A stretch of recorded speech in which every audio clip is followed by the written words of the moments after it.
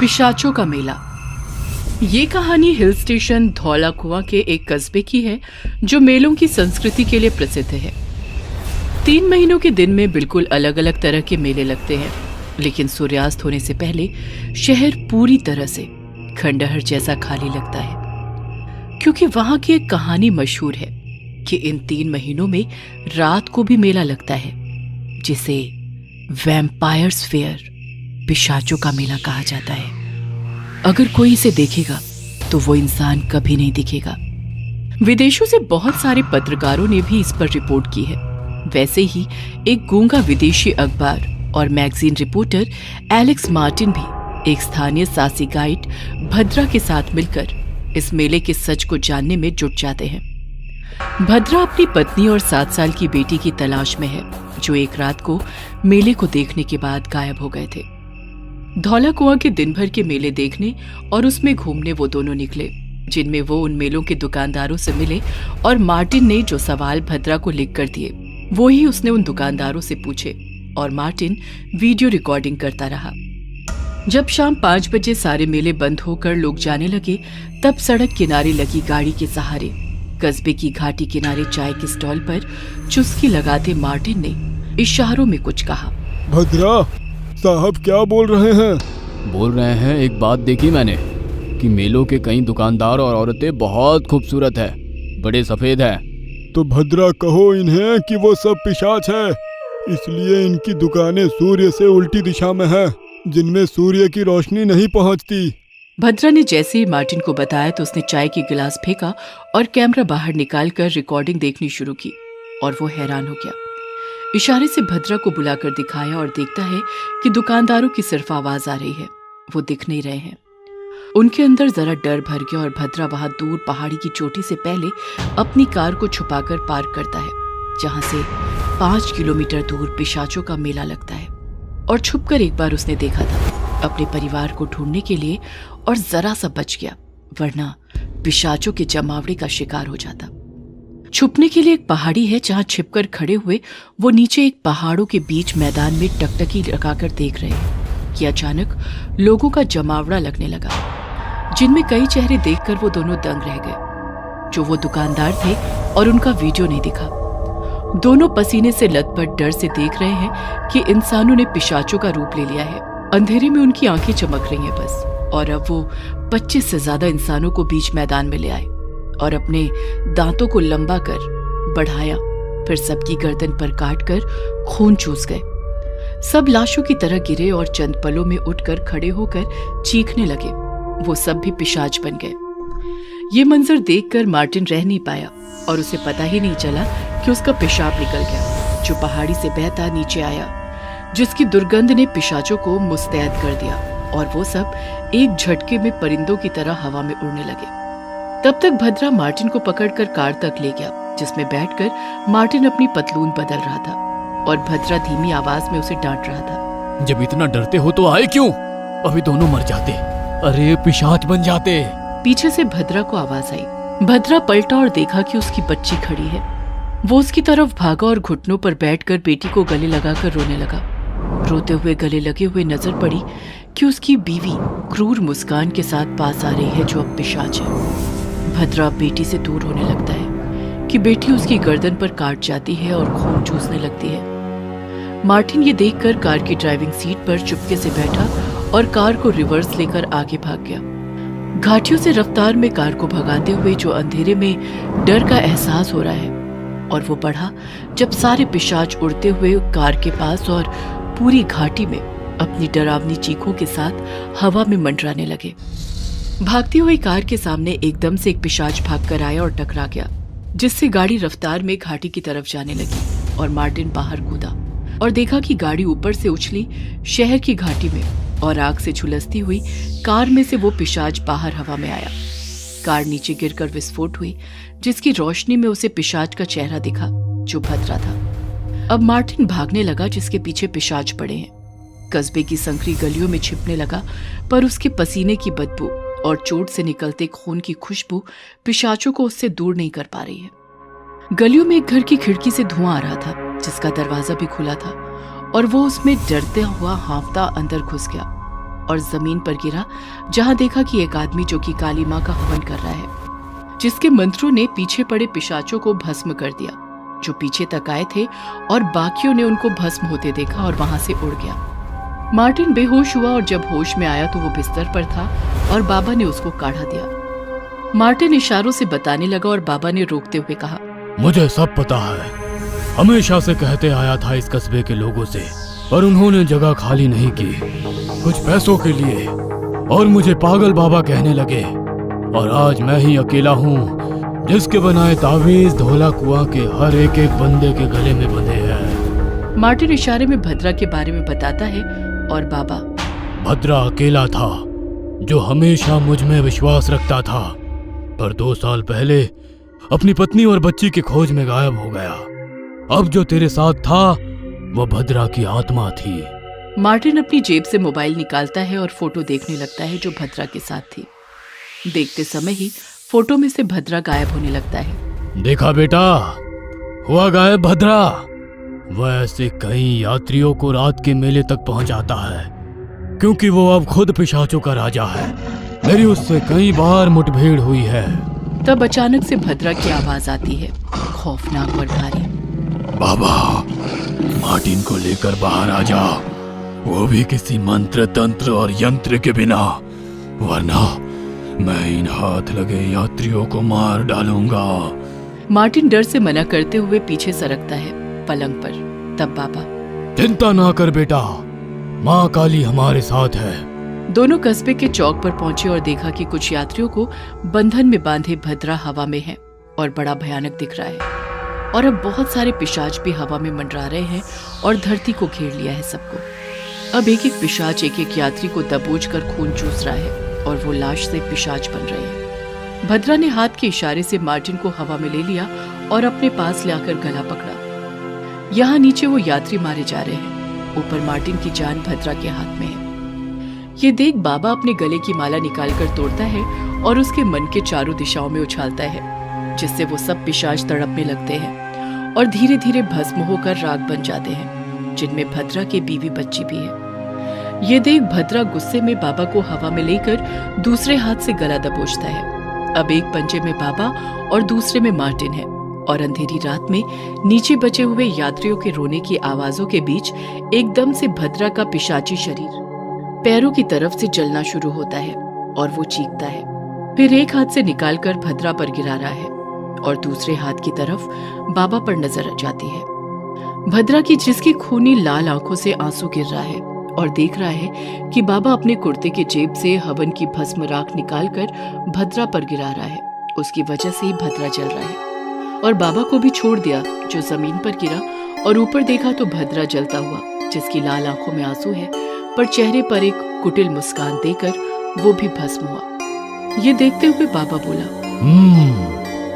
अब धौला कुआं से पिशाचों का मेला खत्म। तभी पीछे से बाबा की गर्दन से खून निकलता है। मार्टिन पिशाच बन गया है और बाबा का खून चूस कर जमीन पर धक्का देकर बोलता है, अभी नहीं बाबा, अब तो और भी भयानक पिशाचों का मेला लगेगा और तुम भी देखोगे। जब बाबा मन के तोड़ रहा था तब हवा में भद्रा मार्टिन का खून चूस रहा था, इसलिए बाबा ने वो नहीं देखा और भद्रा ने बाबा को माला तोड़ते नहीं देखा। बाबा की आंखें बंद और कुछ पल में वो भी वापस खड़ा और पिशाच बनकर मार्टिन संग उड़ा। ब्लडी विच। इंग्लैंड के 2 टाउन यॉर्क और हैम्स्टर टाउन को विभाजित करता ये खतरनाक सीवर एक भयानक बीच के लिए जाना जाता था। इस सीवर के उस पार यॉर्क टाउन था तो इस पार हैम्स्टर टाउन था।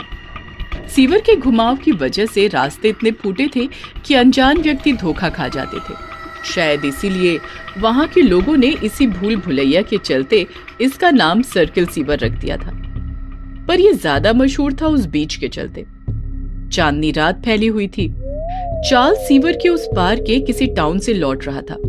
चांदनी रात की रोशनी में उसने देखा बगुले पक्षी के जैसे सफेद वस्त्र में अप्सरा की तरह दिखने वाली एक युवती उसी की तरफ बढ़ी आ रही थी। उसने सीवर पार करने के लिए अभी अपना पैर ब्रिज पर रखा ही था कि ब्रिज के बीच पानी में अजीब सी आवाज उसे आसपास महसूस होने लगी। वो युवती करीब आ गई और चार्ल्स से बोली, मुझे जरा सहारा देकर सीवर पार करा दे तो बहुत मेहरबानी होगी। चार्ल्स अभी कुंवारा लड़का था। युवती के हाथों के स्पर्श से ही उसके तन में बिजली सी दौड़ गई। उसकी धड़कन बढ़ गई थी। वो बोला, आओ ना, संभल के, मेरी बाह थाम लो। चार्ल्स बोला। दोनों तरफ सीवर का पानी उधम मचा रहा था। युवती ने मुस्कुराते हुए उसकी कलाई अपनी कलाई में थाम ली। मगर ये क्या? चार्ल्स को लगा सैकड़ों कांटे एक साथ उसकी हथेली में चुभ गए हो। वो युवती की कलाई झटकते हुए दर्द से तिलमिला उठा। क्या हुआ? इतना तड़प क्यों रहे हो? युवती बोली। मगर चार्ल्स को काटो तो खून नहीं। वो डरता सहमता हकलाती आवाज में बोला, कुछ नहीं, पैरों में कोई चीज चुभ गई थी। कभी किसी से, मेरा मतलब है प्यार व्यार किया है या नहीं? युवती बोली। जी, अभी तक तो ऐसा मौका नहीं मिला। चार्ल्स शर्माते हुए सर झुकाए बोला, कोई बात नहीं, आज जी भर कर प्यार करेंगे। ये रात रोज रोज कहाँ आती है। बेचारी चार्ल्स ने डर या कामुकतावश हामी भर दी। ब्रिज के बीच भाग में आते ही युवती ने अपने जिस्म को कपड़ों से आजाद कर दिया। कसी जांघों मदमाते जिस्म को देखते ही चार्ल्स आगे बढ़ा और युवती को अपनी बाहों में कसते हुए उस ब्रिज पर लिटा दिया। तभी एक तेज सनसनाती हवा उठी और उतने दायरे में अंधकार फैला गई। गीदड़ों की आवाजें तेज हो उठी। चार्ल्स युवती के बदन से खेल रहा था और वो युवती चार्ल्स की पीठ सहला रही थी। मगर ये क्या? अब युवती के वो खूबसूरत हाथ अचानक बदल गए। उनमें बाल उगने शुरू होने लगे और अंगुलियों में लंबे मोटे नाखून उभरने लगे थे। वो इस बीच अपनी असली अवस्था में आ गई थी। बड़ा भयानक काला सा चेहरा था उसका। तभी ब्रिज पर कुछ लोगों के चलने की आहट सुनाई दी। टाउन के कई लोग हाथों में टॉर्च लिए जोर जोर से चार्ल्स को आवाज देते इधर को ही आ रहे थे। लगता है तुम्हारे घर वाले हैं। ये नहीं आए होते तो आज हमारा संगम सदा के लिए हो गया होता। मैं तुम्हें कभी नहीं भूल सकता, हम फिर यहीं मिलेंगे। चार्ल्स शायद उस बिच की असली सूरत से अभी भी अनजान था। इसी को कहते हैं हवस में अंधा हो जाना। वो बिच घबरा गई। उसने चार्ल्स को एक तेज झटका दिया और चार्ल्स एक तरफ लुढ़क गया और वो बिच खिसियानी हंसी हंसती वहां से गायब हो गई। चार्ल्स विक्षिप्त सा खड़ा था। तभी टाउन वालों के साथ उसका पिता हंट चार्ल्स को झकझोरता हुआ बोला, चार्ल्स, तुम यहाँ इस सीवर के बीच बने ब्रिज पर क्या कर रहे हो? तुम्हें शाम तक घर आना था ना। वो मैं रास्ता भूल गया था। ये कैसी बातें कर रहे हो तुम? डैडी, मैं सच बोल रहा हूँ। चार्ल्स, तू नहीं जानता ये कितनी मनहूस जगह है। सब लोग चार्ल्स को घेरे उसे घर लाए। मगर चार्ल्स परिवार और टाउन वालों को अब हर रात परेशान करने लगा। वो सीवर की तरफ भागता। लोग उसे पकड़ कर लाते। टाउन वाले जान चुके थे कि सर्किल सीवर की बिच इस पर प्रभाव जमा चुकी है। एक दिन चार्ल्स का दोस्त मैक्स उससे मिला। यार, तू घर वालों को रोज परेशान कर रहा है, बात क्या है? लोगों में चर्चा है कि तेरे ऊपर सीवर की बीच प्रभाव जमा चुकी है। ये टाउन वाले ना कितने बेवकूफ है। चुड़ैल होती है क्या? अगर होती है तो आज की रात मैं भी देखूंगा कि वो होती कैसी है। तेरा क्या मानना है चार्ल्स? सीवर के ब्रिज के पास रात में एक खूबसूरत लड़की मुझसे मिलती है। सच? हाँ यार, सच। और ये कहकर चार्ल्स घर चला गया। मगर मैक्स की कामुकता उसे सीवर पर जाने के लिए मजबूर करने लगी। अब रात अपना जलवा बिखेरने लगी थी। मैक्स सर्किल सीवर की तरफ बढ़ चला। रास्ते में एक काले रंग का भयानक पक्षी पंख फैलाए एक अजीब आवाज भरता अचानक से उसके ऊपर से गुजरा। मैक्स को ऐसा लगा जैसे किसी ने उसके पैरों में मन भर लोहे की वजनी वस्तु को पहना दिया हो और उसके पैर बढ़ ही नहीं रहे हो। अभी वो इस बात को सोच ही रहा था कि सामने से एक आवाज आई। वहां सफेद लिबास में एक खूबसूरत युवती खड़ी थी। उसने मैक्स की ओर देखकर कहा, तो तू उसकी बातों में आकर अपनी मौत के मुंह में आ गया। शायद तुझे पता नहीं था कि हमारे भी उसूल होते हैं। हम जब तक अपने जख्मी शिकार को सदा के लिए सुला नहीं लेते तब तक दूसरे शिकार पर हाथ नहीं फेरते। अचानक वो युवती पीछे की तरफ देखकर एक भयानक तरीके से चीखी। उस चीख ने मैक्स का जैसे कलेजा चीर कर रख दिया। वो अचानक पीछे को मुड़ी। हवा तेज चलने लगी। गीदड़ों की आवाजें उस खामोशी को चीरने लगी। युवती के बाल उसके हिप तक लहरा रहे थे और मैक्स उसका ये अंदाज देखकर आकर्षित हुए बगैर नहीं रह सका। वो आगे बढ़ा, करीब पहुंचा और जो ही उसने अपनी बाहों में युवती को लेना चाहा, युवती उसकी तरफ घूम गई और मैक्स के मुंह से भयानक चीख निकल गई। बड़ा डरावना दृश्य था वो। युवती के चेहरे पर बहते हुए फोड़े ही फोड़े उगाए थे। उसके मुंह के लंबे चमकते दांत बाहर को निकल पड़े थे। मैक्स चीखते हुए बदहवास ब्रिज से टाउन की तरफ भागा, मगर कहां तक? उस डरावनी बिच ने एक बड़े आकार का चमगादड़ नुमा पक्षी का रूप ले लिया और मैक्स के पीछे झपट पड़ी। मैक्स ब्रिज पार करने ही वाला था कि पक्षी का रूप धारण किए हुए बिच ने अपने पंखों से मैक्स को जोरदार धक्का दिया और मैक्स तेज बहते सीवर की गहराई में चला गया। आकाश में उस पक्षी के 3 स्वर सुनाई दिए, चिंच चिंच चिंच। शायद ये उसकी विजय का प्रतीक था। पूरे टाउन में लोगों की भीड़ लगी थी। मैक्स का शरीर पानी में तैर रहा था। सारा टाउन शोक के आलम में था। मैक्स के मरने के बाद चार्ल्स के पिता हंट की परेशानी बढ़ गई थी। वो चार्ल्स को उस बिच से बचाने की कवायद शुरू कर देता है। वो इसी सिलसिले में चर्च के फादर फेडरिक के पास गया था। फादर चर्च के अंदर प्रे करने में व्यस्त थे। हे गॉड, इस शैतानी बीच से तू हमारी हिफाजत कर। तभी फादर की नजर हंट पर गई, जो फादर को ही देख रहा था। तुम यहाँ कैसे? फादर फेडरिक, प्लीज मेरे बेटे को बचा लीजिए। मेरा वो इकलौता सहारा है। Please father. बचाया उससे जाया जाता है जो जिंदा हो। माय सन, जो पहले से ही मर चुका हो उसे कैसे बचा सकता हूँ मैं? ये आप क्या कह रहे हैं? मेरा बेटा चार्ल्स अभी जिंदा है। हंट की बात सुनकर फादर चिल्लाकर बोले, नहीं, तुम्हारा बेटा तो उसी वक्त मर चुका था जिस वक्त वो उस बीच के साथ संबंध बना रहा था। लेकिन फादर, जरूर आपको कोई गलतफहमी हुई है। वो अपने घर पर ही आता जाता रहता है। अगर वो मर चुका होता तो ऐसे कैसे संभव हो पाता? मेरी बात का यकीन मानो माय सन, तुम्हारा बेटा मर चुका है। वह बीच उसे उसी अपनी दुनिया में ले गई है। तुम्हारे बेटे ने ही अपने दोस्त मैक्स की जान ली है और अब वो दोनों पता नहीं कितने लोगों की जान लेंगे। अगर तुम्हें मेरी बात का यकीन नहीं आता तो चलो मेरे साथ। तुम स्वयं अपनी आंखों से क्यों नहीं देख लेते? और इधर चार्ल्स और युवती दोनों मिलकर हंस रहे थे और चार्ल्स के चेहरे पर शैतानियत झलक रही थी। सच बताओ चार्ल्स, क्या तुम पर अभी तक किसी को शक नहीं हुआ कि तुम मेरी तरह मर चुके हो?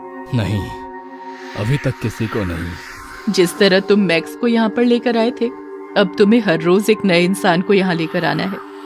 इंसानों का खून मुझे ताकत देता है और अब तुम्हें भी इसकी जरूरत पड़ेगी। तब वहाँ फादर फेडरिक और हंट एक साथ पहुंच गए।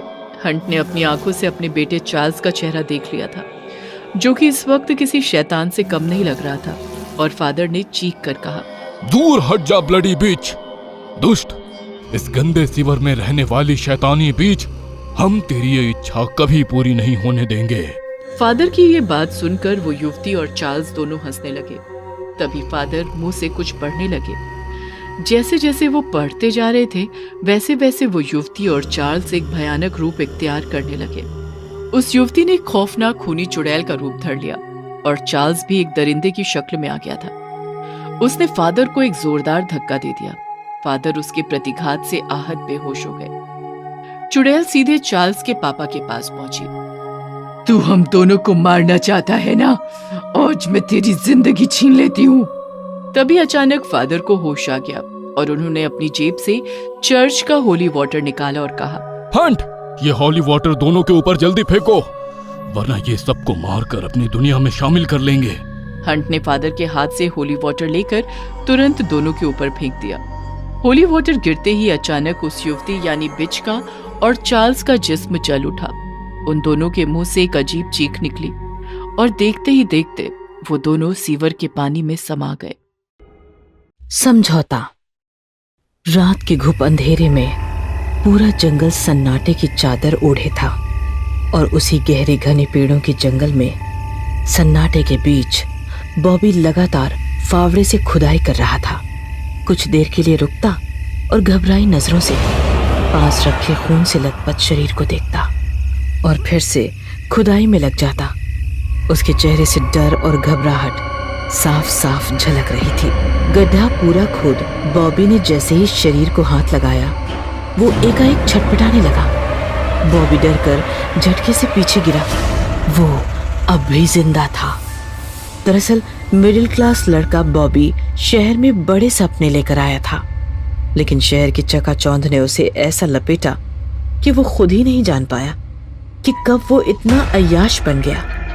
जब अय्याशी के लिए पैसे कम पड़ने लगे तो उसने अपराध की दुनिया में कदम रख दिया। अपने सपनों से भटककर अब उसका उठना बैठना क्रिमिनल्स के साथ होने लगा। शुरुआत में उसका हाथ सिर्फ छोटे मोटे अपराधों में होता, लेकिन जैसे जैसे पैसों की भूख बढ़ती गई, बॉबी चोरी से उठकर किडनैपिंग और फिरौती करने लगा। लेकिन उसने कभी किसी की हत्या नहीं की। लेकिन एक दिन जब उसे एक 5 स्टार होटल मालिक गौतम को किडनैप करने का काम मिला, तो उसकी ये कसम भी टूट गई।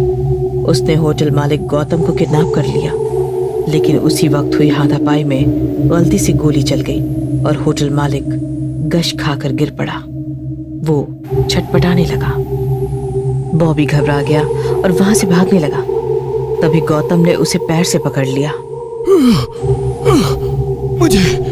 मुझे हॉस्पिटल ले चलो। तुम्हें जो चाहिए मैं दूंगा। मेरी जान बचा लो। वो अपनी जान की भीख मांगने लगा। बॉबी उस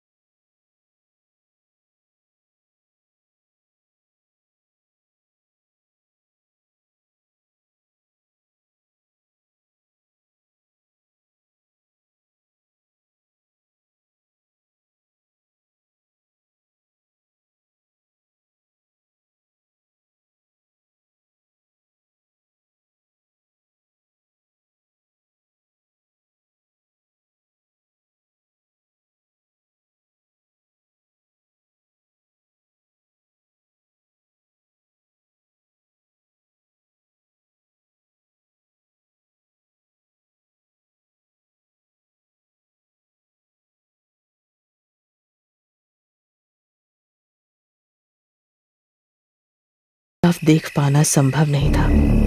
बॉबी ने पास रखी टॉर्च को जलाया और आसपास देखने लगा। कौन है? लेकिन कोई नहीं दिखा कि तभी अचानक उसके सामने किसी अघोरी सा दिखने वाला व्यक्ति सामने आ गया। उसके पूरे शरीर पर सफेद भस्म थी और उसके सिर पर ठीक चोटी वाली जगह पर एक बड़ी कील गड़ी हुई थी, जिससे लगातार खून बह रहा था। उसका ऐसा भयावह रूप देखकर बॉबी चीख पड़ा कि तभी अघोरी गौतम की दफनाई लाश की तरफ देखकर बोला, डरो मत, मेरा स्वार्थ मुर्दों से है, जिंदा इंसान से नहीं। और वो हंसने लगा। उसकी शैतानी मुस्कुराहट से बॉबी सहम गया और भागने लगा। बॉबी अंधाधुंध भाग रहा था, लेकिन अघोरी की शैतानी हंसी उसका पीछा नहीं छोड़ रही थी। वो जितना दूर भागने की कोशिश करता, आवाज उतनी ही नजदीक से आती और बॉबी के भागते कदम तब रुके जब उसने देखा कि वो फिर से उसी जगह आ पहुंचा है जहां से उसने भागना शुरू किया था। बार बार ऐसा होने पर बॉबी घबरा गया और उस अघोरी के पैरों से लपेटकर जान की भीख मांगने लगा। छोड़ दो मुझे, भगवान के लिए छोड़ दो। मैं इसे मारना नहीं चाहता था, ये गलती से हो गया। भगवान से किस माफी की उम्मीद रखता है? भगवान किसी को माफ नहीं करता। उसमें इतना बड़ा दिल कहाँ? अगर अपराध की माफी चाहता है तो शैतान की शरण में चल, समझौता कर उनसे, शैतान को खुश कर। अगर शैतान को समझौता कर लिया तो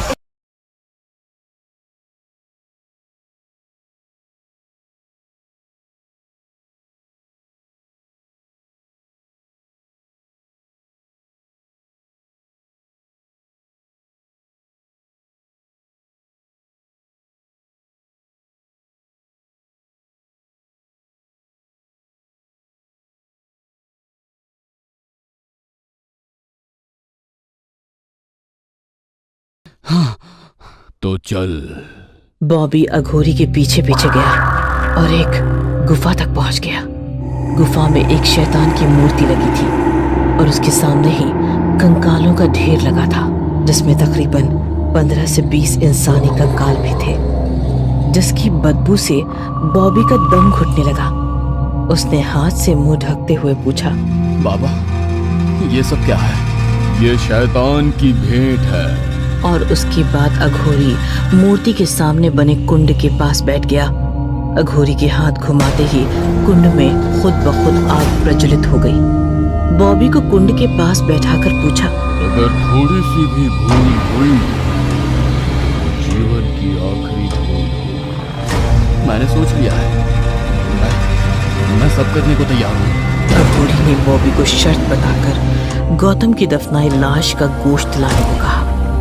बॉबी शैतान से इतना प्रभावित हो चुका था कि उसने गौतम की लाश को खोद कर निकाला और उसके गोश्त के साथ साथ उसका सिर भी काट लिया और शैतान को भेंट कर दिया। ये देख अघोरी प्रभावित हुआ और बॉबी से कुछ मांगने को कहा। बॉबी ने गौतम के कटे सिर की तरफ इशारा करके कहा, मैं इसकी होटल का मालिक बनना चाहता हूँ और अपराध की अंडरवर्ल्ड दुनिया का सबसे बड़ा आदमी बनना चाहता हूँ। और फिर समझौते की अगली ही सुबह गौतम के घर में सिलेंडर फट गया और पूरा परिवार एक बार में हो जाकर मर गया। और फिर बॉबी ने होटल पर कब्जा कर लिया। शैतान के समझौते के बाद बॉबी बेलगाम घोड़े सा हो गया। एक ही दिन में लाखों की ड्रग्स की तस्करी करने लगा और बेशुमार पैसा कमाने लगा।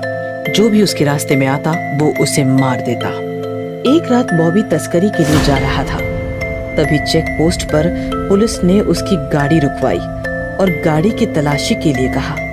पहले बॉबी ने समझाने की कोशिश की कि गाड़ी में कुछ नहीं है, लेकिन वो फिर भी नहीं माना। तो बॉबी ने गाड़ी की डिक्की खोल दी। डिक्की में ड्रग्स का ढेर देख हवलदार की आंखें फटी रह गई। हवलदार बाकी पुलिस वालों को इत्तला करने के लिए मुड़ा तो बॉबी ठीक उसके पीछे खड़ा था और देखते ही देखते उसका रूप बदलने लगा। उसके सींग निकल आए और चेहरा लाल हो गया। उसका भयावह रूप देख हवलदार चीख पाता उससे पहले ही बॉबी ने उसे जानवर की तरह नोच डाला और वहां से निकल गया। इसी तरह एक एक करके उसने अपने खिलाफ के सभी लोगों को मार डाला। अंडरवर्ल्ड की दुनिया का किंग बनने के बाद बॉबी अय्याशी में इतना डूब गया कि उसने शैतान की भेंट चढ़ाना ही बंद कर दिया। उसके धीरे धीरे शैतान बॉबी पर हावी होने लगा और शैतान बॉबी के जरिए इंसानों को मारने लगा। और सारी हदें तो तब पार हुई जब इंसानी गोश्त के तलब में उसने अपनी ही माँ को मार दिया और उसके बाद अपने पिता और परिवार को खत्म कर दिया। ये सब होता देख बॉबी ने आपा खो दिया। उसने अपने काम से दूरी बना ली। सारा दिन खुद को कमरे में कैद करके रखता, लेकिन फिर भी शैतान ने उसको नहीं बख्शा। वो घबरा गया और उसी अघोरी के पास गया। जाते ही बॉबी उसके पैरों में पड़ गया। बाबा, मुझे इस शैतान से मुक्ति चाहिए। मुझे आजादी चाहिए। इसके लिए मैंने तुम्हें पहले ही आगाह किया था कि तुम्हें सारी शर्तें माननी होगी। गलती हो गई, लेकिन अब मुझे इससे दूर जाना है। ये सब मैं नहीं कर पाऊंगा बाबा, नहीं कर पाऊंगा। ठीक है, लेकिन इसके लिए तुम्हें एक विधि से गुजरना होगा। मैं तैयार हूँ, मैं सब करने को तैयार हूँ बाबा। हाँ। और फिर अघोरी ने कुंड में आग लगाकर विधि करना शुरू किया। विधि करते करते अघोरी ने बॉबी के सिर को काले कपड़े से ढक दिया और कहा, अपनी आंखें बंद रखना, जब तक मैं नहीं कहता आंखें नहीं खोलना, वरना विधि भंग हो जाएगी। फिर अघोरी बॉबी के चारों तरफ घूमने लगा और उसके पीछे जाकर ठीक चोटी वाली जगह पर एक बड़ी कील गाड़ दी। ये देख बॉबी जोर से चीखा। ये क्या किया तुमने मेरे साथ? आजादी दी है तुमने मुझे, अब मेरी जगह तुम यहाँ कैद रहोगी। अब ये जंगल ही तेरा घर है।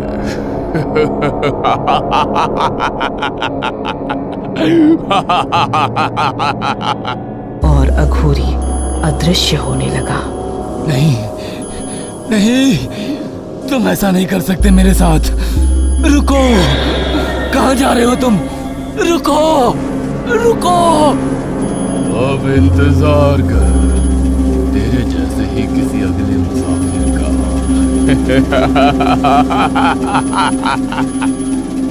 नहीं नहीं नहीं।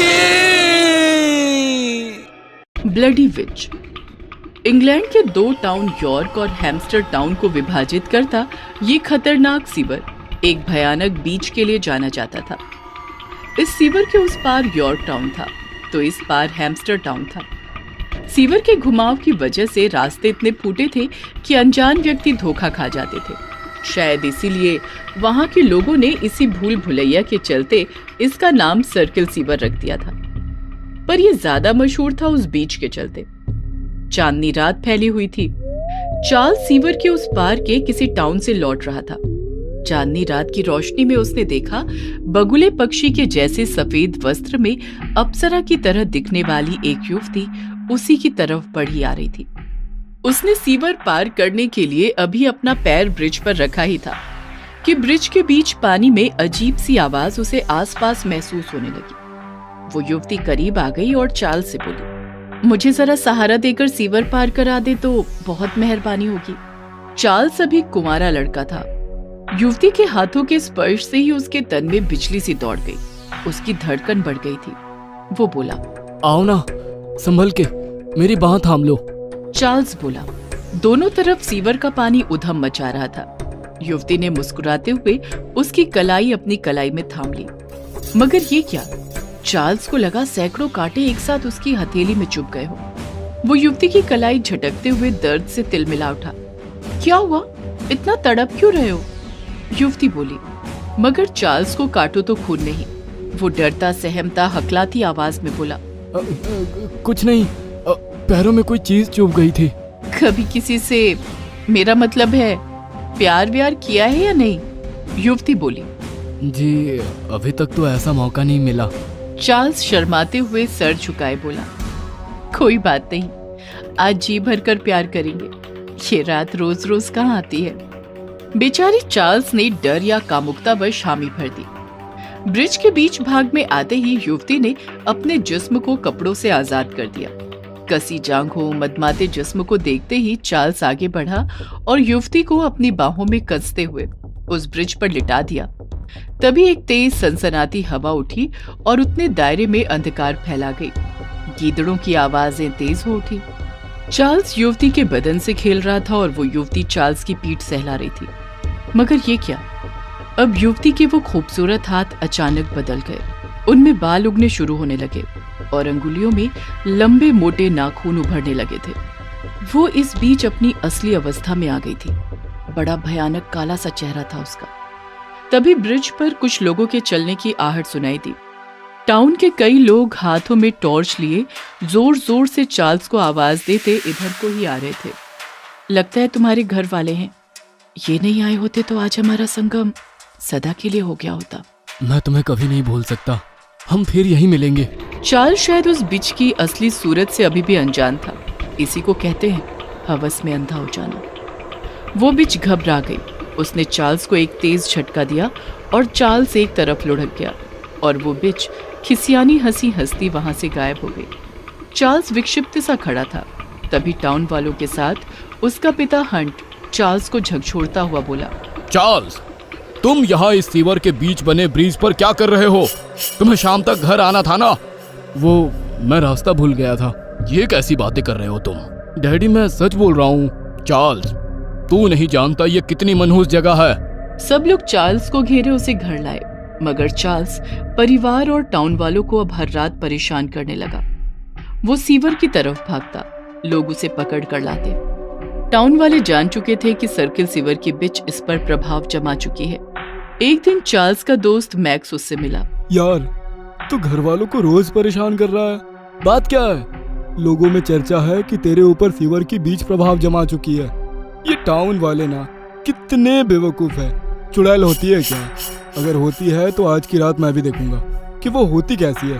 तेरा क्या मानना है चार्ल्स? सिवर के ब्रिज के पास रात में एक खूबसूरत लड़की मुझसे मिलती है। सच? हाँ यार सच। और ये कहकर चार्ल्स घर चला गया। मगर मैक्स की कामुकता उसे सीवर पर जाने के लिए मजबूर करने लगी। अब रात अपना जलवा बिखेरने लगी थी। मैक्स सर्किल सीवर की तरफ बढ़ चला। रास्ते में एक काले रंग का भयानक पक्षी पंख फैलाए एक अजीब आवाज भरता अचानक से उसके ऊपर से गुजरा। मैक्स को ऐसा लगा जैसे किसी ने उसके पैरों में मन भर लोहे की वजनी वस्तु को पहना दिया हो और उसके पैर बढ़ ही नहीं रहे हो। अभी वो इस बात को सोच ही रहा था कि सामने से एक आवाज आई। वहां सफेद लिबास में एक खूबसूरत युवती खड़ी थी। उसने मैक्स की ओर देखकर कहा, तो तू उसकी बातों में आकर अपनी मौत के मुंह में आ गया। शायद तुझे पता नहीं था कि हमारे भी उसूल होते हैं। हम जब तक अपने जख्मी शिकार को सदा के लिए सुला नहीं लेते तब तक दूसरे शिकार पर हाथ नहीं फेरते। अचानक वो युवती पीछे की तरफ देखकर एक भयानक तरीके से चीखी। उस चीख ने मैक्स का जैसे कलेजा चीर कर रख दिया। वो अचानक पीछे को मुड़ी। हवा तेज चलने लगी। गीदड़ों की आवाजें उस खामोशी को चीरने लगी। युवती के बाल उसके हिप तक लहरा रहे थे और मैक्स उसका ये अंदाज देखकर आकर्षित हुए बगैर नहीं रह सका।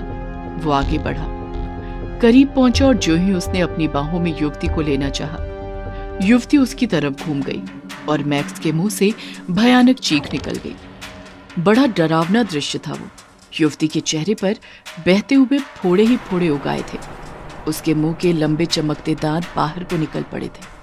मैक्स चीखते हुए बदहवास ब्रिज से टाउन की तरफ भागा, मगर कहां तक? उस डरावनी बिच ने एक बड़े आकार का चमगादड़ नुमा पक्षी का रूप ले लिया और मैक्स के पीछे झपट पड़ी। मैक्स ब्रिज पार करने ही वाला था कि पक्षी का रूप धारण किए हुए बिच ने अपने पंखों से मैक्स को जोरदार धक्का दिया और मैक्स तेज बहते सीवर की गहराई में चला गया। आकाश में उस पक्षी के 3 स्वर सुनाई दिए, चिन चिन चिंच। शायद ये उसकी विजय का प्रतीक था। पूरे टाउन में लोगों की भीड़ लगी थी। मैक्स का शरीर पानी में तैर रहा था। सारा टाउन शोक के आलम में था। मैक्स के मरने के बाद चार्ल्स के पिता हंट की परेशानी बढ़ गई थी। वो चार्ल्स को उस बिच से बचाने की कवायद शुरू कर देता है। वो इसी सिलसिले में चर्च के फादर फेडरिक के पास गया था। फादर चर्च के अंदर प्रे करने में व्यस्त थे। हे गॉड, इस शैतानी बीच से तू हमारी हिफाजत कर। तभी फादर की नजर हंट पर गई, जो फादर को ही देख रहा था। तुम यहाँ कैसे? फादर फेडरिक, प्लीज मेरे बेटे को बचा लीजिए। मेरा वो इकलौता सहारा है। Please father. बचाया उससे जाया जाता है जो जिंदा हो। माय सन, जो पहले से ही मर चुका हो उसे कैसे बचा सकता हूँ मैं? ये आप क्या कह रहे हैं? मेरा बेटा चार्ल्स अभी जिंदा है। हंट की बात सुनकर फादर चिल्लाकर बोले, नहीं, तुम्हारा बेटा तो उसी वक्त मर चुका था जिस वक्त वो उस बीच के साथ संबंध बना रहा था। लेकिन फादर, जरूर आपको कोई गलतफहमी हुई है। वो अपने घर पर ही आता जाता रहता है। अगर वो मर चुका होता तो ऐसे कैसे संभव हो पाता? मेरी बात का यकीन मानो माय सन, तुम्हारा बेटा मर चुका है। वह बीच उसे उसी अपनी दुनिया में ले गई है। तुम्हारे बेटे ने ही अपने दोस्त मैक्स की जान ली है और अब वो दोनों पता नहीं कितने लोगों की जान लेंगे। अगर तुम्हें मेरी बात का यकीन नहीं आता तो चलो मेरे साथ। तुम स्वयं अपनी आंखों से क्यों नहीं देख लेते? और इधर चार्ल्स और युवती दोनों मिलकर हंस रहे थे और चार्ल्स के चेहरे पर शैतानियत झलक रही थी। सच बताओ चार्ल्स, क्या तुम पर अभी तक किसी को शक नहीं हुआ कि तुम मेरी तरह मर चुके हो? नहीं, अभी तक किसी को नहीं। जिस तरह तुम मैक्स को यहाँ पर लेकर आए थे, अब तुम्हें हर रोज एक नए इंसान को यहाँ लेकर आना है। इंसानों का खून मुझे ताकत देता है और अब तुम्हें भी इसकी जरूरत पड़ेगी। तब वहाँ फादर फेडरिक और हंट एक साथ पहुंच गए। हंट ने अपनी आंखों से अपने बेटे चार्ल्स का चेहरा देख लिया था, जो कि इस वक्त किसी शैतान से कम नहीं लग रहा था, और फादर ने चीख कर कहा, दूर हट जा ब्लडी बीच, दुष्ट। इस गंदे सीवर में रहने वाली शैतानी बीच, हम तेरी ये इच्छा कभी पूरी नहीं होने देंगे। फादर की ये बात सुनकर वो युवती और चार्ल्स दोनों हंसने लगे। तभी फादर मुंह से कुछ पढ़ने लगे। जैसे जैसे वो पढ़ते जा रहे थे वैसे वैसे वो युवती और चार्ल्स एक भयानक रूप इख्तियार करने लगे। उस युवती ने खौफनाक खूनी चुड़ैल का रूप धर लिया और चार्ल्स भी एक दरिंदे की शक्ल में आ गया था। उसने फादर को एक जोरदार धक्का दे दिया। फादर उसके प्रतिघात से आहत बेहोश हो गए। चुड़ैल सीधे चार्ल्स के पापा के पास पहुंची। तू हम दोनों को मारना चाहता है ना? आज मैं तेरी जिंदगी छीन लेती हूँ। तभी अचानक फादर को होश आ गया और उन्होंने अपनी जेब से चर्च का होली वाटर निकाला और कहा, हंट, ये हॉली वाटर दोनों के ऊपर जल्दी फेंको, वरना ये सबको मारकर अपनी दुनिया में शामिल कर लेंगे। हंट ने फादर के हाथ से होली वाटर लेकर तुरंत दोनों के ऊपर फेंक दिया। होली वाटर गिरते ही अचानक उस युवती यानी बिच का और चार्ल्स का जिस्म जल उठा। उन दोनों के मुंह से एक अजीब चीख निकली और देखते ही देखते वो दोनों सीवर के पानी में समा गए। ब्लडी विच। इंग्लैंड के 2 टाउन यॉर्क और हैम्स्टर टाउन को विभाजित करता ये खतरनाक सीवर एक भयानक बीच के लिए जाना जाता था। इस सीवर के उस पार यॉर्क टाउन था तो इस पार हैम्स्टर टाउन था। सीवर के घुमाव की वजह से रास्ते इतने फूटे थे कि अनजान व्यक्ति धोखा खा जाते थे। शायद इसीलिए वहां के लोगों ने इसी भूल भुलैया के चलते इसका नाम सर्किल सीवर रख दिया था। पर यह ज्यादा मशहूर था उस बीच के चलते। चांदनी रात फैली हुई थी। चार्ल्स सीवर के उस पार के किसी टाउन से लौट रहा था। चांदनी रात की रोशनी में उसने देखा बगुले पक्षी के जैसे सफेद वस्त्र में अप्सरा की तरह दिखने वाली एक युवती उसी की तरफ बढ़ी आ रही थी। उसने सीवर पार करने के लिए अभी अपना पैर ब्रिज पर रखा ही था कि ब्रिज के बीच पानी में अजीब सी आवाज उसे आसपास महसूस होने लगी। वो युवती करीब आ गई और चार्ल्स से बोली, मुझे जरा सहारा देकर सीवर पार करा दे तो बहुत मेहरबानी होगी। चार्ल्स अभी कुंवारा लड़का था। युवती के हाथों के स्पर्श से ही उसके तन में बिजली सी दौड़ गई। उसकी धड़कन बढ़ गई थी। वो बोला, आओ ना, संभल के, मेरी बाह थाम लो। चार्ल्स बोला। दोनों तरफ सीवर का पानी उधम मचा रहा था। युवती ने मुस्कुराते हुए उसकी कलाई अपनी कलाई में थाम ली। मगर ये क्या? चार्ल्स को लगा सैकड़ों कांटे एक साथ उसकी हथेली में चुभ गए हो। वो युवती की कलाई झटकते हुए दर्द से तिलमिला उठा। क्या हुआ? इतना तड़प क्यों रहे हो? युवती बोली। मगर चार्ल्स को काटो तो खून नहीं। वो डरता सहमता हकलाती आवाज में बोला, कुछ नहीं, पैरों में कोई चीज चुभ गई थी। कभी किसी से, मेरा मतलब है, प्यार व्यार किया है या नहीं? युवती बोली। जी, अभी तक तो ऐसा मौका नहीं मिला। चार्ल्स शर्माते हुए सर झुकाए बोला, कोई बात नहीं, आज जी भर कर प्यार करेंगे। ये रात रोज रोज कहाँ आती है। बेचारी चार्ल्स ने डर या कामुकतावश हामी भर दी। ब्रिज के बीच भाग में आते ही युवती ने अपने जिस्म को कपड़ों से आजाद कर दिया। कसी जांघों मदमाते जिस्म को देखते ही चार्ल्स आगे बढ़ा और युवती को अपनी बाहों में कसते हुए उस ब्रिज पर लिटा दिया। तभी एक तेज सनसनाती हवा उठी और उतने दायरे में अंधकार फैला गई। गीदड़ों की आवाजें तेज हो उठी। चार्ल्स युवती के बदन से खेल रहा था और वो युवती चार्ल्स की पीठ सहला रही थी। मगर ये क्या? अब युवती के वो खूबसूरत हाथ अचानक बदल गए। उनमें बाल उगने शुरू होने लगे और अंगुलियों में लंबे मोटे नाखून उभरने लगे थे।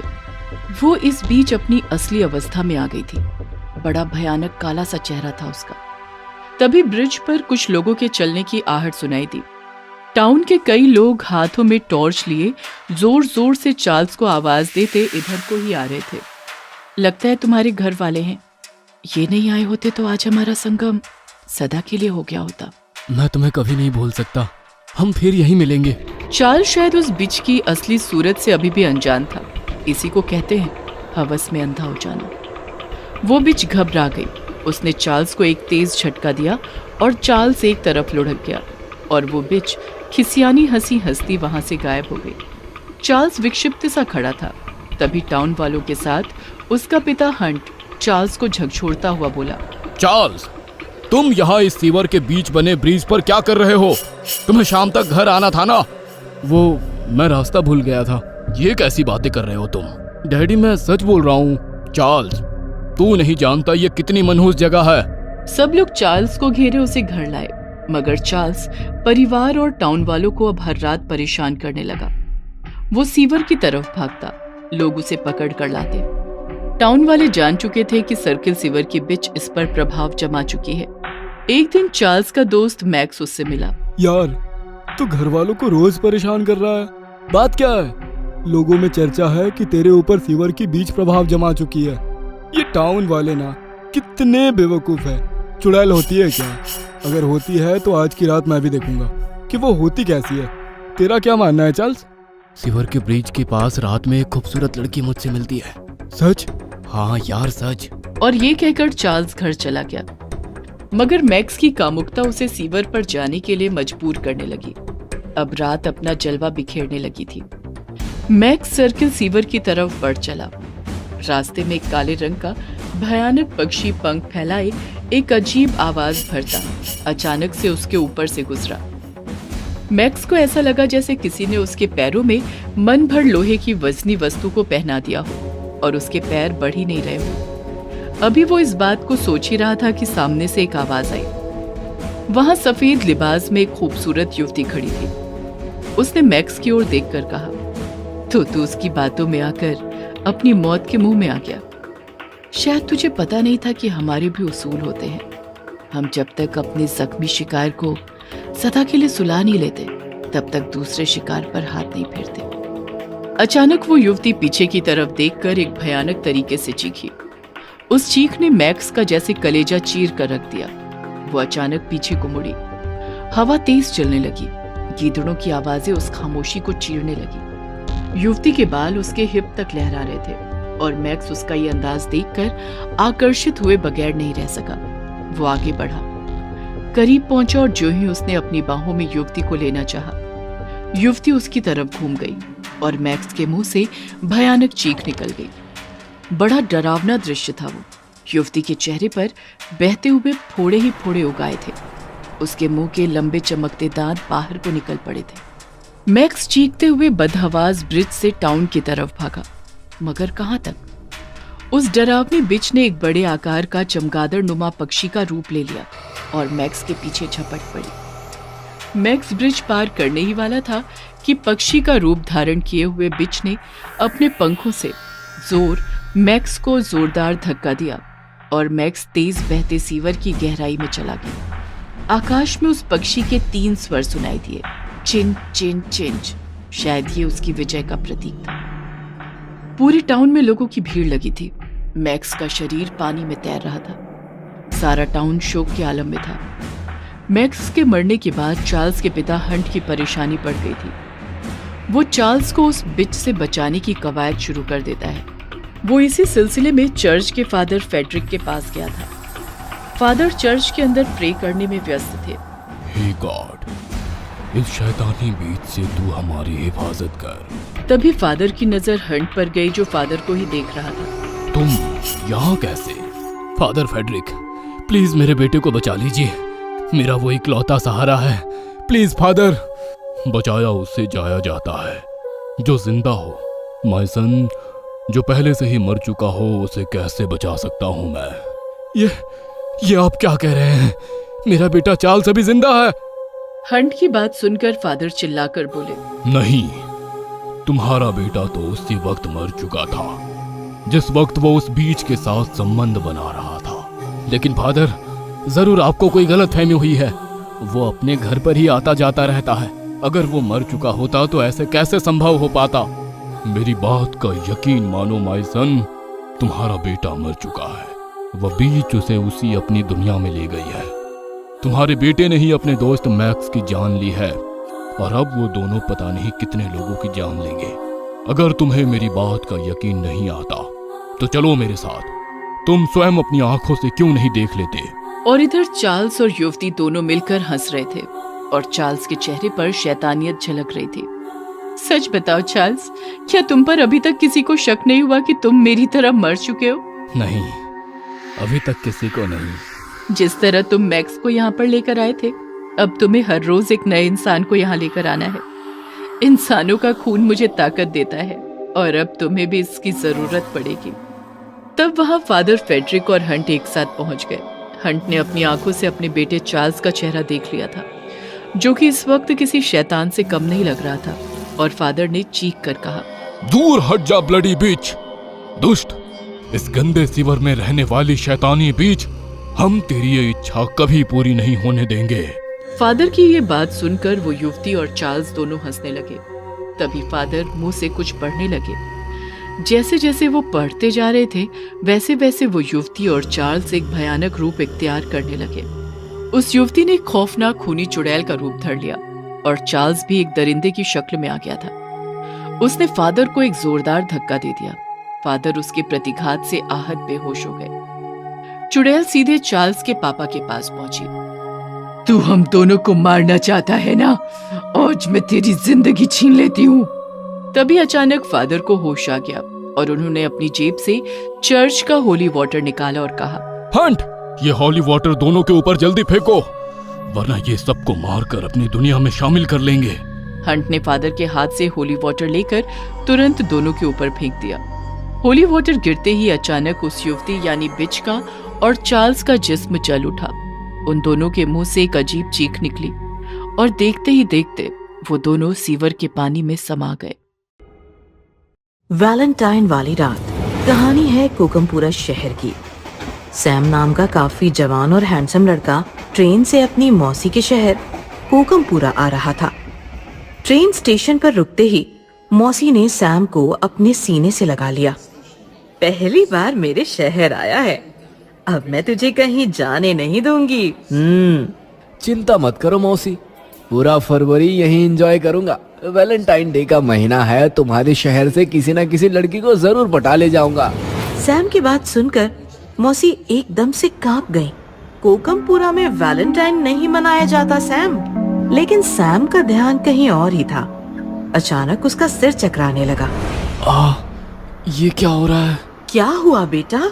लगता है ये जगह, ये शहर मैंने पहले भी देखा है। नजरों को पता नहीं क्या क्या नजर आ रहा है। सिर दर्द से फटा जा रहा है। सैम की बात सुनकर मौसी हंसने लगी। अरे पागल, जिंदगी में पहली बार आया है तू यहाँ। रात भर सफर किया है, उसी का नतीजा है ये। फिर सैम मौसी के साथ मौसी के घर की तरफ निकल पड़ा। दूसरे दिन शाम के वक्त सैम ने मौसी के गराज में एक बाइक देखी और मौसी को आवाज लगाई। मौसी! मौसी वहाँ आई तो सैम ने पूछा, ये बाइक आशीष भैया की है ना? सैम की बात सुनकर मौसी इमोशनल होकर बोली, हाँ, ये आशीष की ही बाइक है। मेरा आशीष बिल्कुल तुम्हारे जैसा दिखता था, भगवान ने उसे मुझसे छीन लिया। मौसी रोने लगी और सैम भी भावुक हो गया। आशीष की बाइक लेकर सैम घूमते घूमते रोजी गार्डन पहुंचा। पता नहीं ऐसा क्यों लग रहा है कि इस गार्डन से मेरा कोई पुराना रिश्ता है। मुझे गार्डन में जाकर देखना चाहिए। सैम एंट्री गेट पर पहुंचा, लेकिन वॉचमैन ने उसे रोक लिया। नया है क्या? पता है ना, वैलेंटाइन खत्म होने तक रोजी गार्डन नहीं खुलता। सैम ने वॉचमैन से काफी बहस की, लेकिन कोई फायदा नहीं हुआ।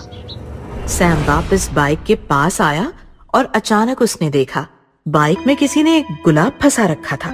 गुलाब देखकर सैम खुश हो गया। चलो, यहाँ आकर कुछ तो अच्छा हुआ। रात भर सैम गुलाब को सूंघते हुए सोचता रहा कि गुलाब आखिर किसने फंसाया होगा। तभी गुलाब में उसे एक चिट्ठी मिली। चिट्ठी में लिखा था, सैम, कल शाम रोजी गार्डन में मिलो। दूसरे दिन सैम रोजी गार्डन पहुंचा, लेकिन वॉचमैन को देखकर आगे बढ़ने की उसकी हिम्मत ही नहीं हुई। पता नहीं इस शहर को वैलेंटाइन से क्या एलर्जी है। तभी अचानक उसका हाथ पीछे से किसी ने खींचा और उसने देखा एक लड़की उसे खींचती हुई बगल वाले रास्ते से अंदर गार्डन में ले जा रही है। गार्डन आकर दोनों रुक गए।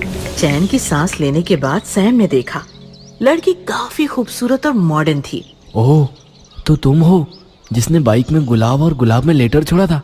मैं हूँ शर्वरी, तुम्हारी मौसी के बगल वाले बंगले में रहती हूँ। परसों तुम्हें आते देखा और देखते ही तुम पर फिदा हो गई। तुम्हें बताना चाहती हूँ यार, कितने हैंडसम हो तुम, सच्ची। ऐसा कहकर शर्वरी ने सैम को प्रपोज किया और इस प्रकार दोनों की लव स्टोरी शुरू हुई। वैलेंटाइन की हर शाम दोनों चोरी छिपे रोजी गार्डन में मिलने लगे। किस डे की शाम थी। काफी देर बातें करने के बाद शर्वरी ने सैम को अचानक से किस किया और कहा, कल वैलेंटाइंस डे है, कल हम हमेशा हमेशा के लिए एक हो जाएंगे। कल रात देर से आना और आशीष की कोई भी शर्ट पहनकर आना, समझे? शर्वरी के चूमने से सैम अपना आपा खो बैठा था। आधी रात गुजर चुकी थी। सैम आशीष के कमरे में उसकी शर्ट ढूंढ रहा था। मौसी वहां आई और उसने सैम को देख लिया। जरूर कुछ गड़बड़ है। घूमने के बहाने देर रात घर आता है और अब ये, मुझे इसे बाहर जाने से रोकना होगा। सैम, सैम, क्या कर रहे हो? निकलो यहाँ से। सैम ने मौसी की तरफ देखा। उसका रवैया बदल चुका था। वो एकदम खूंखार बन गया था। हट जाओ माँ, आज मुझे कोई नहीं रोक सकता। सैम ने मौसी को धक्का दिया और मौसी एक दीवार से टकराकर बेहोश हो गिरी। आशीष का एक शर्ट सैम ने ले लिया और दरवाजा बंद करके मौसी को कमरे में कैद कर लिया। वैलेंटाइन की रात थी। सैम आशीष का शर्ट पहनकर गार्डन में शर्वरी के साथ बैठा था। वो अब पूरी तरह नॉर्मल था। ये बताओ, तुमने आशीष भैया की शर्ट क्यों लाने को कहा? क्योंकि मैं तुम्हें अपनी दुनिया में ले जाने आई हूँ आशीष।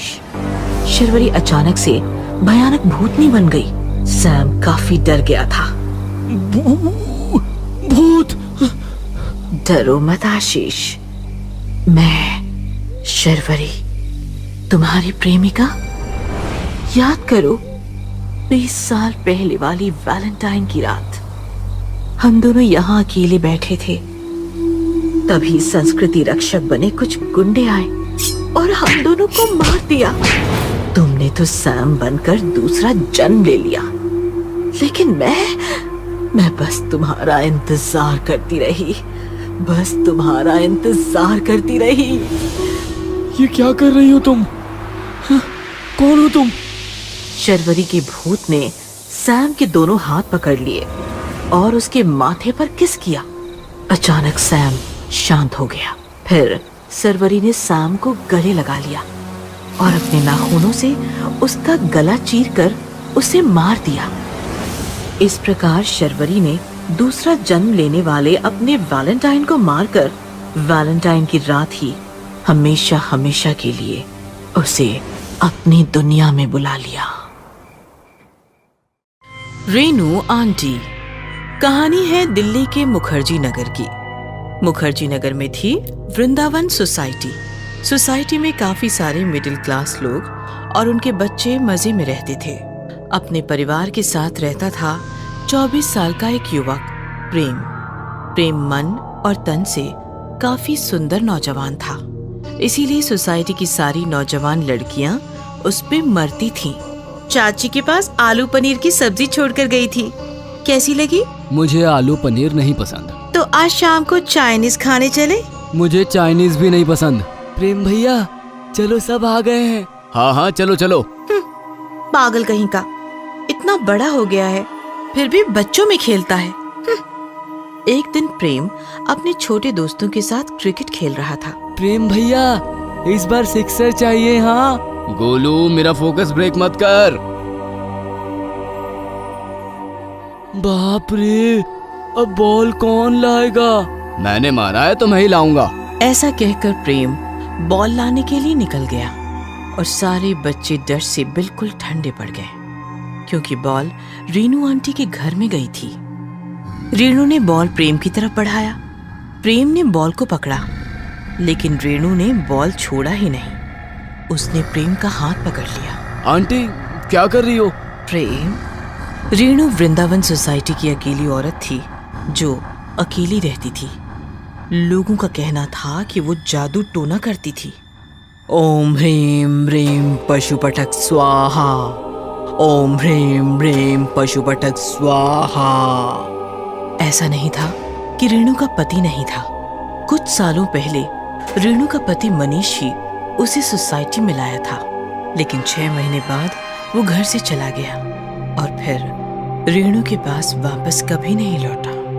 रीनू दिन रात घर में जादू टोना करती थी। लोगों को उससे शिकायतें तो बहुत थी, लेकिन फिर मैं कहता हूँ छोड़ो उसे, करने दो उसे जो करना है, हमें कोई तकलीफ तो नहीं पहुँचा रही है ना। साफ साफ बात तो ये थी कि सोसाइटी के लोग रेणु से डरते थे। गर्मियों की छुट्टियों में प्रेम अपने परिवार से विदा लेकर पुणे में एक कोर्स कंप्लीट करने निकल गया। अच्छा मम्मी, मैं चलता हूँ। बेटा, ख्याल रखना अपना। प्रेम के जाने से सोसाइटी के दो लोग अंदर से बहुत दुखी थे। एक थी शुक्ला जी की शालू और दूसरी थी रेणु आंटी। प्रेम प्रेम प्रेम। कुछ दिन बीत गए। शालू शादी होकर ससुराल चली गई और रेणु आंटी कहाँ चली गई, किसी को कोई खबर नहीं थी। अरे यार, बॉल वापस उसी घर में चली गई। अरे डरने की क्या बात है, चलो सब मिलकर ढूंढते हैं। घर पूरा खाली है, हमें हमारी सारी बॉल्स मिल जाएंगी। एक दिन प्रेम फिर से हमेशा के लिए वृंदावन सोसाइटी वापस चला आया। बरसात का मौसम था, सारे बच्चे स्कूल में थे। सोसाइटी काफी सुनसान थी। लगता है चिल्लर पार्टी अब बिजी हो गई है। प्रेम ऐसे सोचते हुए अपने घर की तरफ बढ़ रहा था और प्रेम को खिड़की से कोई देख रहा था।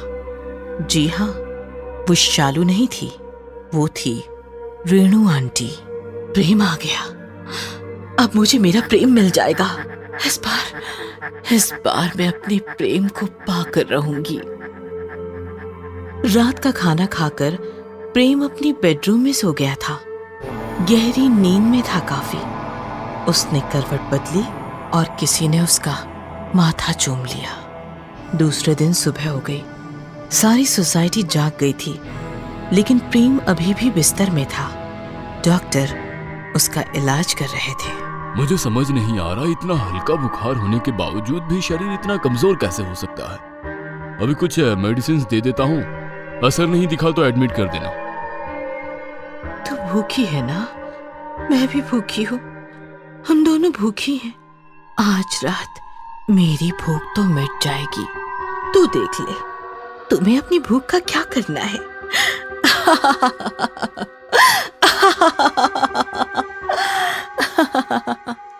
और जैसे ही शाम हो गई, रेणु का घर जलने लगा। चाचा, उस घर को आग लगी है, बहुत सामान है उसमें। अरे तू कब गया था उस घर में? हम सब गए थे अपनी बॉल लाने। ठीक है, फायर ब्रिगेड को कॉल किया है मैंने, इतनी टेंशन मत लो। वैसे भी उस रेणु का तो पता नहीं, घर राख हो जाएगा तो सारी चिंताएं ही मिट जाएगी। थोड़ी देर बाद फायर ब्रिगेड ने आकर घर की आग तो बुझा दी, लेकिन इधर प्रेम के घर में मानो आग का माहौल बन गया था। अजी सुनते हो, ये सांस ही नहीं ले रहा। क्या? अभी तो न्यूज़पेपर पढ़ रहा था। आप बातें क्या कर रहे हो? एम्बुलेंस बुलाओ जी। प्रेम बिस्तर में पड़ा ऐसा दिख रहा था मानो उसकी जान निकल गई हो, लेकिन उसकी जान निकली नहीं थी। वो बस खिड़की के पास खड़ी रेणु के साथ बातें कर रही थी। प्रेम, कुछ बोलो ना। क्या बोलूं? क्या चाहती हो आप? क्यों बांध रखा है आपने मुझे? मैंने तुम्हें बांध रखा है क्योंकि मैं तुम्हें चाहती हूँ। लेकिन मैं आपको नहीं चाहता। बस एक रात चलो मेरे साथ। बस आज की रात तुम्हारा शरीर अस्पताल में रहेगा और तुम मेरे साथ शहर से बाहर। उसके बाद मैं खुद तुम्हें अस्पताल छोड़ने आऊंगी। प्रेम ने पीछे देखा तो उसका शरीर उसके परिवार वाले कब के अस्पताल लेकर गए थे। क्या सोच रहे हो प्रेम? मैं तुम्हारे लिए अपना घर संसार जलाकर खड़ी हूँ और तुम घर में अटके हो। ठीक है, इंतजार करो, बस मैं अभी आया। प्रेम अपने रूम से चलता हुआ घर से बाहर आंगन में आया तो उसने देखा कि रेणु का घर पूरा जला हुआ है। तभी रेणु आई और उसने प्रेम का हाथ पकड़ लिया। चलो चलते हैं। और फिर रेणु प्रेम का हाथ पकड़कर उसे अपने साथ ले गई। शाम के समय प्रेम ने रेणु के साथ अपना घर, अपनी सोसाइटी छोड़ दी, बस एक रात उसके साथ बिताने के लिए। हाय रे मेरा बेटा, ए जी सुनो, आग ना दो, हमारा प्रेम जरूर आएगा। हमारा प्रेम जरूर आएगा। अरे इस पागल को चुप कराओ कोई, मेरा होश उड़ रहा है। आंटी संभालो खुद को, हमारा प्रेम अब कभी वापस नहीं आएगा। और प्रेम की चिता जलने लगी। देखते ही देखते आग भड़क गई और प्रेम का बस 2 दिनों का बीमार शरीर मौत के बाद आग से लिपट गया और रेणु आंटी के साथ गया हुआ प्रेम अपनों के पास कभी वापस नहीं लौट सका।